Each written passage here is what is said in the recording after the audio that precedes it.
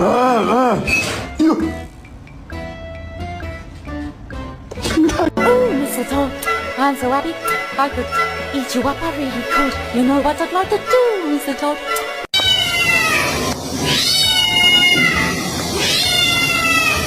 I just don't understand. This is crazy to me.